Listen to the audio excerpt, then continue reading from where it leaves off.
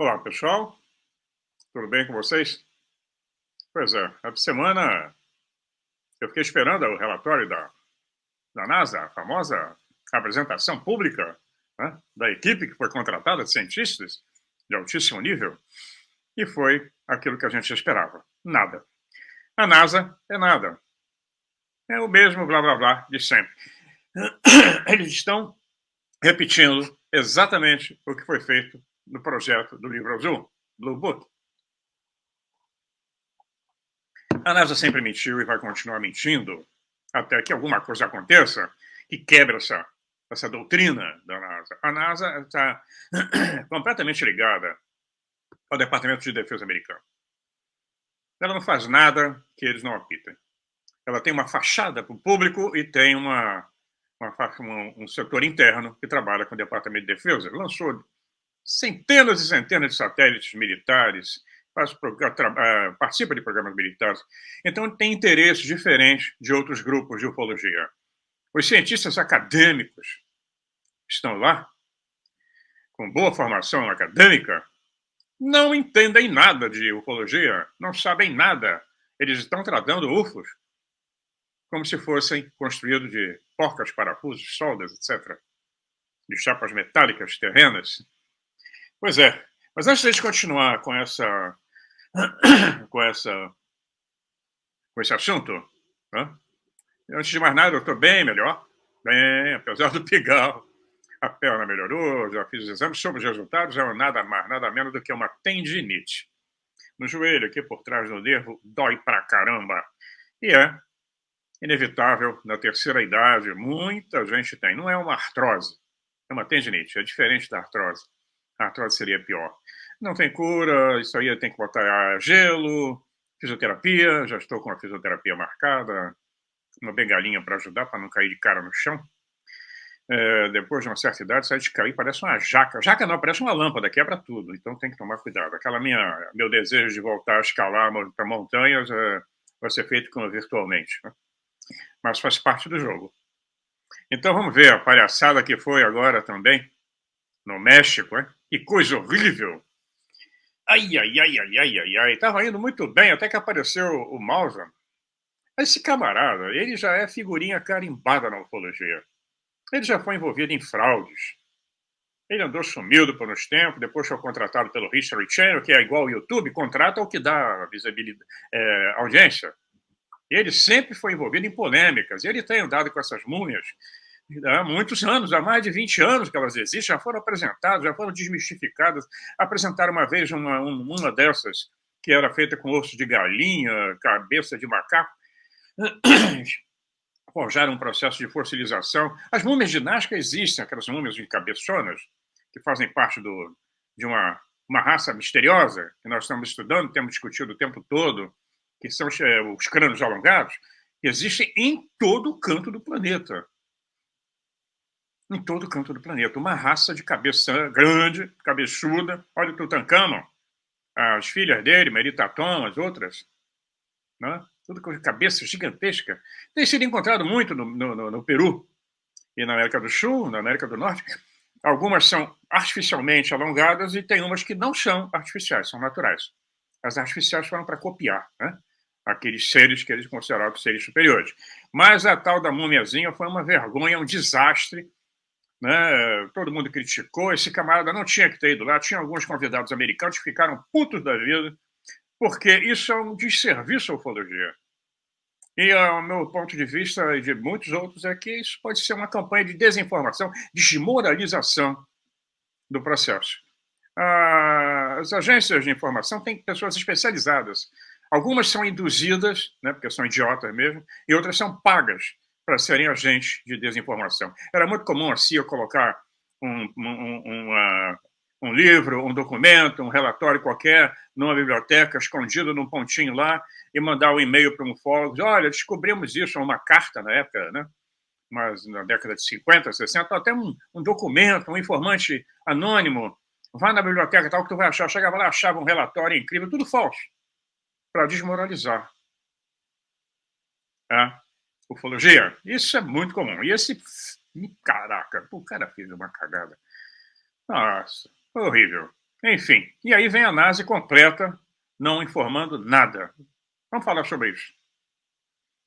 Eu estou deixando aí embaixo na descrição do vídeo o link do relatório da NASA. São 36 páginas. Quem tiver paciência para ler, mas é igualzinho os relatórios que eu vi antigamente do Blue Book, no tempo do Haneke, do Jacques Vallée, né?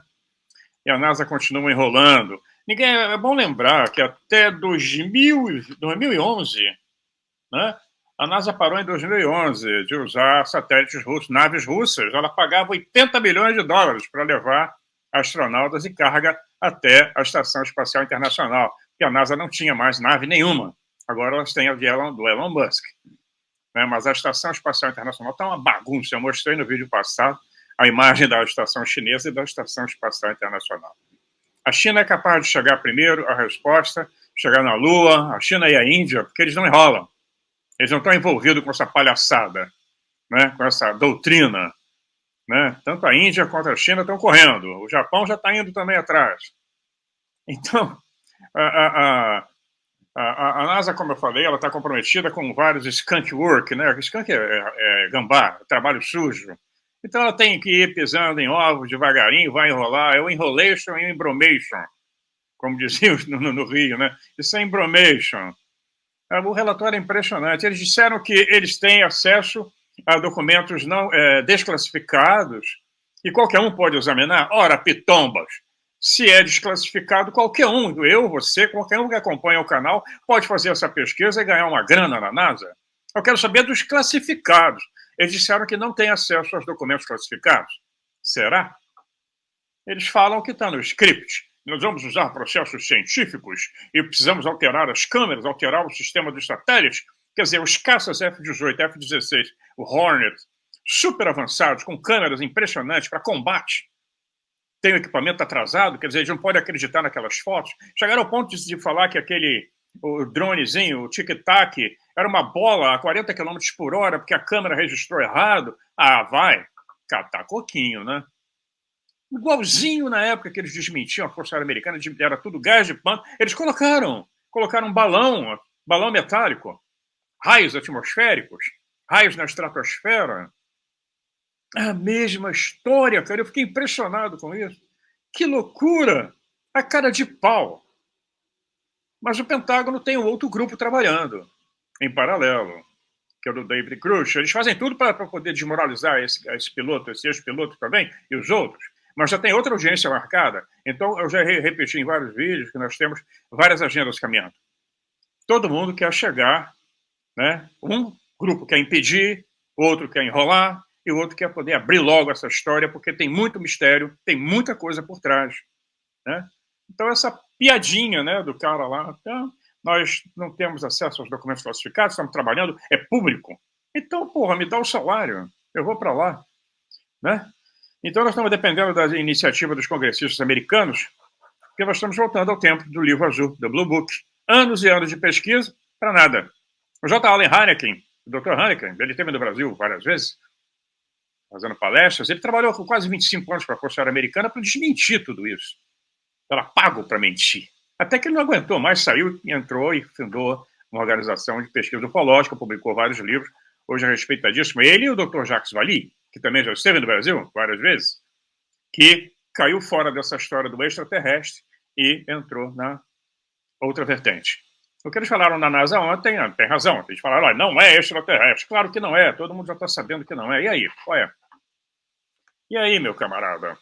Aí, meu irmão, como diz o carioca, porra, meu irmão, tu tá me achando com cara de quê? Malandro é a lagartixa que anda no telhado e não cai, né? Putz, nossa. Então, o Vallée, por exemplo, ele trabalhou para a NASA. Na década de 60, ele é formado em ciências da computação, ele ajudou a elaborar um dos primeiros mapas do planeta Marte. Ele disse num livro que ele publicou, em várias reportagens, em 1966, há 57 anos atrás. Eu tinha 15 anos de idade. O título era Challenge to Science, The UFO Enigma. O desafio da ciência, né, para o enigma UFO. Ele diz o seguinte, ele diz que ele fez esse livro e publicou vários artigos em colaboração com a sua esposa Janine, que trabalhava sempre com ele. foi publicado pela Ballantine Books em 1966. Ele propõe que uma abordagem fenomenológica, palavra complicada, fenomenológica, quer dizer, o estudo, uma abordagem a esse fenômeno UFO, né, para a instalação de um método científico paradoxal, é necessário para poder explicar o fenômeno OVNI e o significado das suas aparições. Isso lá na década de 60, ele já dizia que tinha que mudar o sistema de abordagem, tinha que ser algo diferente, tinha que ter uma coisa paradoxal, né?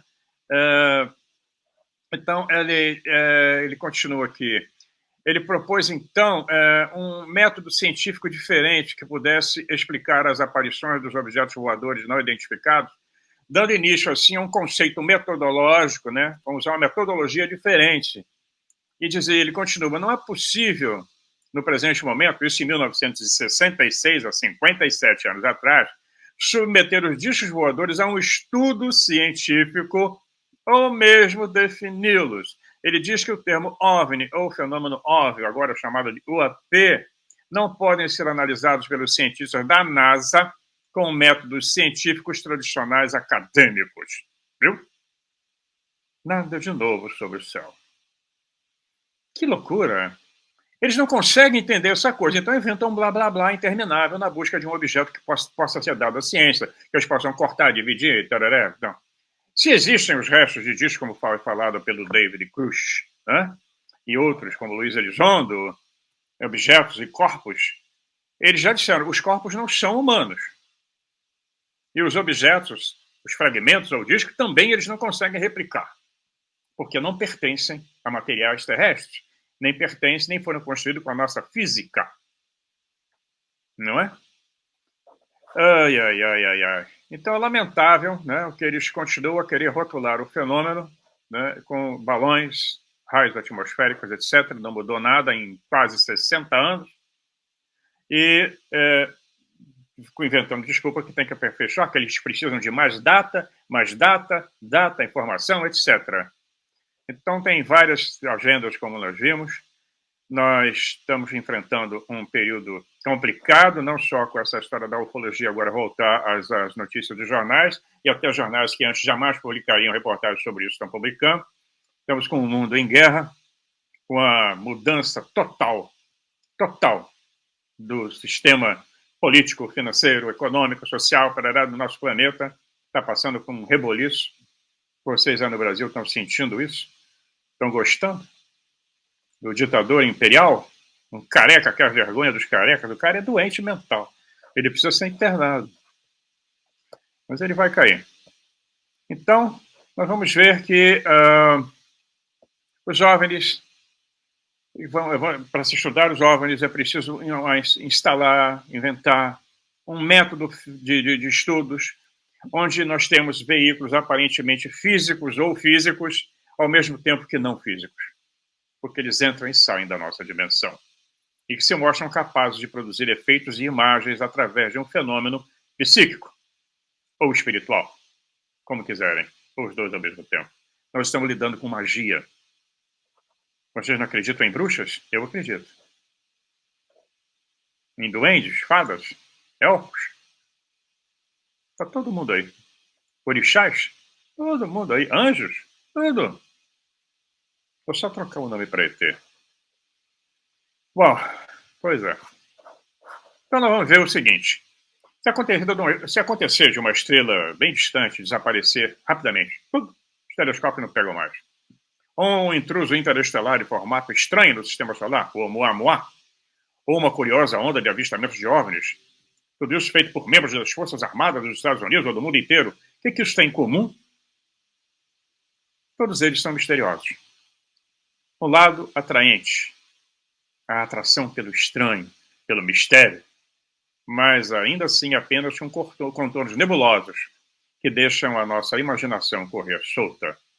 Todos esses eventos geraram recentemente manchetes como possíveis sinais de vida inteligente fora da Terra, de alguma cultura alienígena incrivelmente avançada, revelando finalmente a sua existência na nossa civilização, que é bem primitiva. No entanto, a sua característica compartilhada mais saliente é que até agora, e é a certeza, né, que a maioria dos cientistas tem, que toda essa fenomenologia não representa nada tão sensacional, porque tudo pode ter explicação. Ou não. Ainda não sabemos o que é. Né? Todos eles vão dizer, isso não é alienígena. Tá? Eu não sei o que é, mas não é alienígena. Pronto. A maioria dos cientistas da turma do nunca, não é não. Na verdade, eles querem desesperadamente serem convencidos do contrário. A sua postura cética por defeitos é uma medida profilática, vamos manter longe disso, né, contra as artimanhas, né, dos pensamentos positivos. E assim nós temos um desafio para os verdadeiros ufólogos, os crentes, que têm que fornecer provas extraordinárias em apoio a afirmações extraordinárias. Precisamos dos objetos, precisamos de um contato. Mas o que é realmente extraordinário, dizem os céticos, não é tanta a possibilidade da inteligência extraterrestre, mas sim a noção de que sua existência nas proximidades, ou perto da gente, ou visitando a Terra, poderia ser algo facilmente despercebido ou negligenciado. Se os alienígenas estão por aqui, né, ou aqui do lado mesmo, e em grande quantidade, todo mundo está vendo no planeta inteiro, essa abundância de eventos, de naves, essas coisas estão super mais avançadas, estão além da nossa tecnologia. Então, por que encontrar uma prova incontestável dessa realidade é tão irritantemente evasiva? Até agora ninguém pegou isso para mostrar. Ou se pegou, está muito bem guardado. Nós estamos esperando esse desenvolvimento. A coisa está aí, ela existe, só que eles não têm respostas. Teve um físico nuclear famoso, Enrico Fermi, ele disse há mais de meio século, aonde estão eles? Dada que a nossa galáxia deve ter uns 13 bilhões de anos, repleta de estrelas e planetas, e a nossa planeta tem pouco menos que a metade dessa idade, segundo eles, ele diz o seguinte, é pouco provável que nós sejamos a primeira cultura tecnológica nesse palco galáctico. Se apenas uma civilização espacial fosse anterior à nossa Via Láctea, ele calculou, né, ele mesmo calculou, que mesmo essa civilização se movendo a um ritmo lento, deveria ter tido mais tempo do que o suficiente para visitar, explorar e colonizar todos os sistemas planetários da galáxia. E talvez nós sejamos propriedade de alguma dessas raças. We are property, eu dizia Charles Fort há um século atrás. Acho que nós somos propriedade de uma raça extraterrestre. Desde então, né, o pessoal que busca inteligência extraterrestre, o SET, por exemplo, né, que foi desativado, depois voltou, eles têm pensado em por que nós não encontramos sinais evidentes, óbvios, de uma diáspora interestelar. Talvez, né, haja gargalos quase universais nas probabilidades de surgimento da vida, da inteligência ou da alta tecnologia. Ou talvez estejamos realmente sozinhos. Eu não acredito. Mas as viagens interestelares são tão difíceis que todos ficam em casa. Essa pode ser uma hipótese. A coisa é tão complicada que está todo mundo, cada um no seu canto. Talvez nós estejamos em quarentena e esses OVNIs que nós estamos vendo, os UAPs, etc., sejam apenas exploradores mecânicos, semelhantes aos drones, gravando uma minissérie intergaláctica do planeta Terra, que vai ser incluída na Enciclopédia da Galáxia. Talvez nossa galáxia esteja repleta de civilizações alienígenas e simplesmente não tenhamos olhado com atenção suficiente, presumindo que somos capazes de olhar adequadamente, da maneira correta. Mesmo as pessoas que dizem não é alienígena, não pode ser.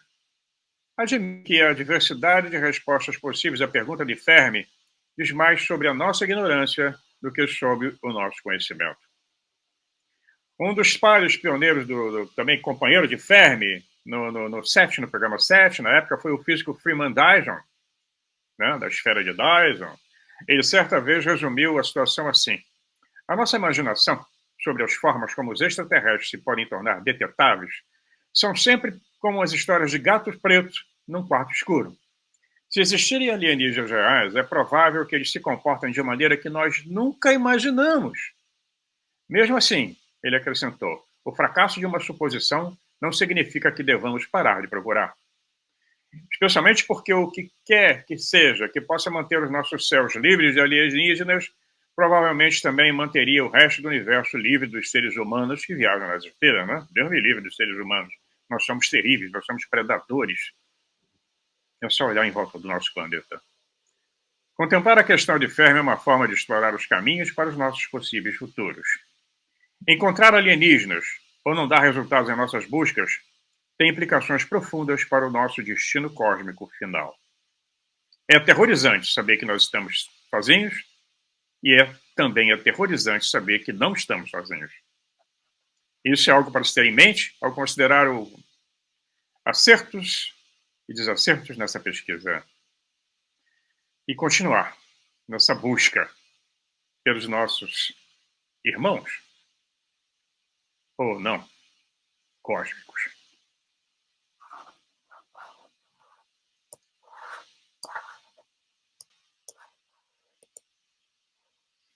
Bom,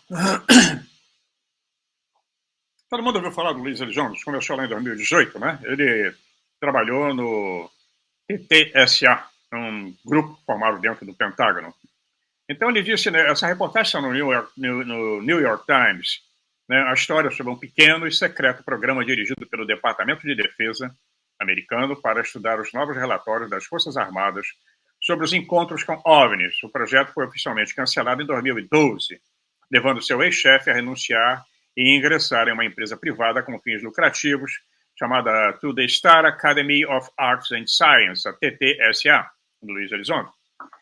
É claro que eu falei lá na época que ele falava com autorização. Ele mesmo falou, o meu clearance vai até um nível tal, tem um nível que eu não posso passar.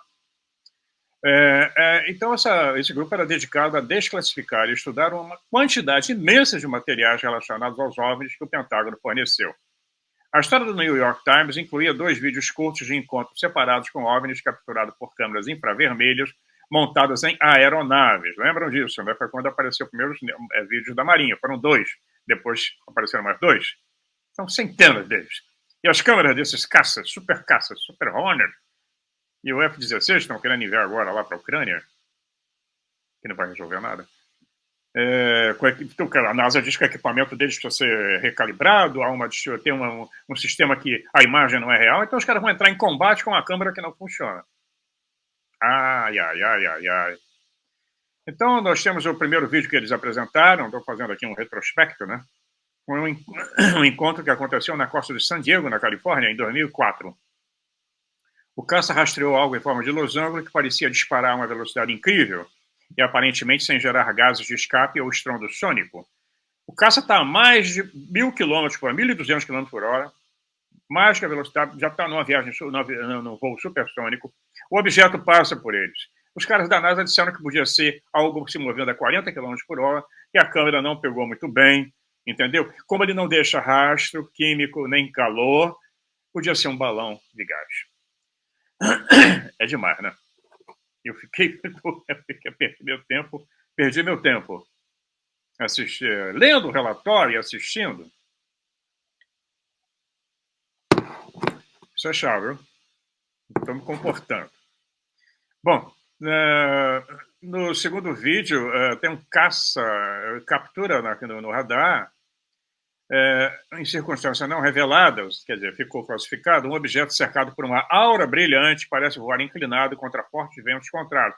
É aquela que o disco inclina, né? Ele vai acompanhando. É um disco voador direitinho, com o formato do disco, né?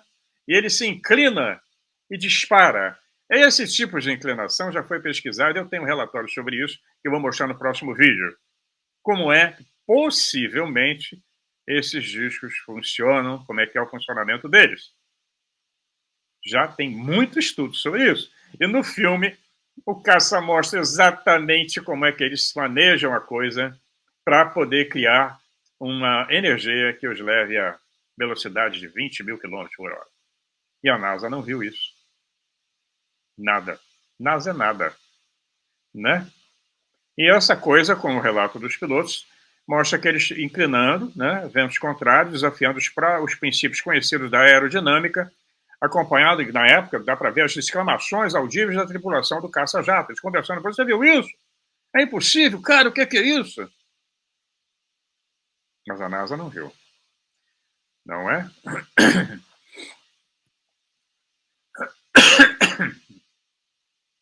Steve Justice, ele foi diretor da divisão aeroespacial do TTSA. Ele é ex-engenheiro da Lockheed Martin. A Lockheed Martin é uma empresa de aviação muito antiga, muito conceituada, mas é a empresa que está envolvida em maiores escândalos de corrupção da história do planeta, em trabalho sujo, skunk work. Ele trabalhou em aeronaves ultra-secretas avançadas, né, na divisão skunk work, e ele especula que em ambos os casos, tais feitos incríveis de voo poderiam ser devidos a objetos que possuem algum tipo de unidade de dobra, daquela história do Star Trek, dobra espacial. Tal dispositivo, que é teórico, né, porque não se tem nenhum até agora, permitiria de alguma forma que o objeto mudasse de massa e inércia à vontade e que potencialmente viajasse mais rápido que a luz, alterando a métrica do espaço-tempo em torno de si. Se os alienígenas estão por trás do encontro com os caças, ele diz o seguinte: da maneira que eles se comportaram, eles são, de certa forma, imateriais.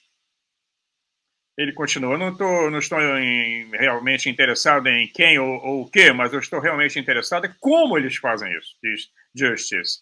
Como você pode fazer uma máquina voar assim?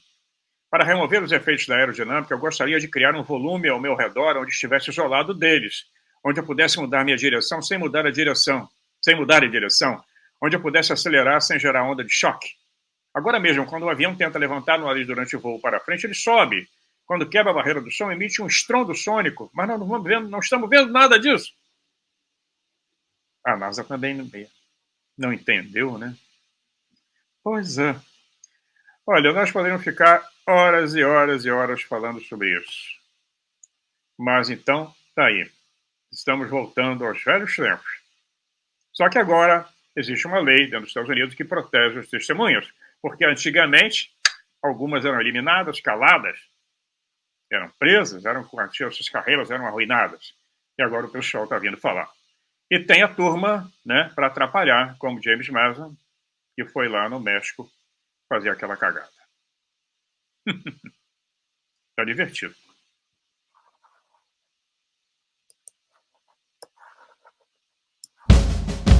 Pois é, pessoal. Por hoje é só. No próximo vídeo eu vou mostrar a vocês uma das hipóteses de como é o sistema de propulsão dessas naves, ou desses tic-tacs, desses discos. Vai ser bem interessante. Falaremos sobre os dragões e as carruagens de fogo. Um abraço meu e da Magdalena. E até o próximo vídeo. Fiquem na paz. Se cuidem.